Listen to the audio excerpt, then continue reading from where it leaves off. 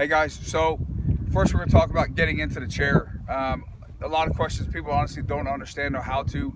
It's really on the individual person. We're going to talk about what I like, and I'll show you guys how I do it. Typically, I'll straddle the front right corner. I'm a right-handed, so if you're a lefty, you're just going to have to flip things over to the left side. But typically, I'll straddle the right side, so I'll come up, I'll sit down. Now in my chair here, I have built-in platforms.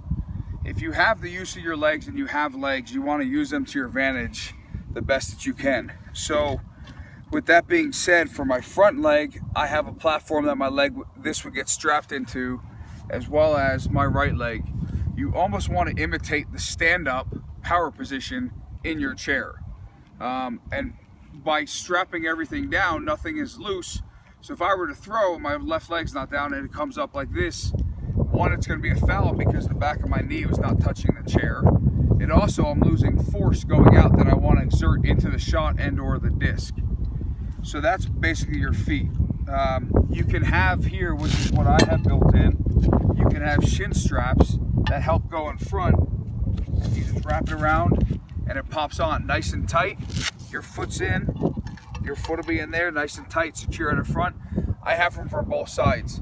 The biggest reason I use it for both sides is if I can make myself as much a part of the chair as possible, it'll go back to the same individual throwing a shot put from the ground. He wants to be as solid on the ground as he possibly can. If he's loose and goosey, they're not going to get a good throw. Here, if you're solid into the chair, you'll get a good throw. Guys, so now I'm a little bit strapped in here. You guys can kind of see how it really is supposed to go.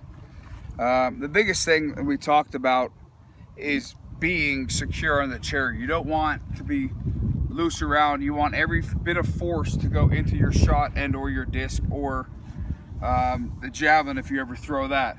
So one of the biggest things in the rules, like we talked about with the knee touching here, the same thing the back of your knee has to touch the chair at all times. Now, it just has to be one point. It doesn't have to be the entire back. So I don't have to sit like this. I can sit in that good position where I know that my hips are forward, and that way my hips aren't going to hinder me trying to rotate forward with it wide open. So as long as you're touching the back, you're good. Your backside, you have to strap yourself down so that way when you throw, it does not come lift off the chair. If it lifts off the chair, that's a foul.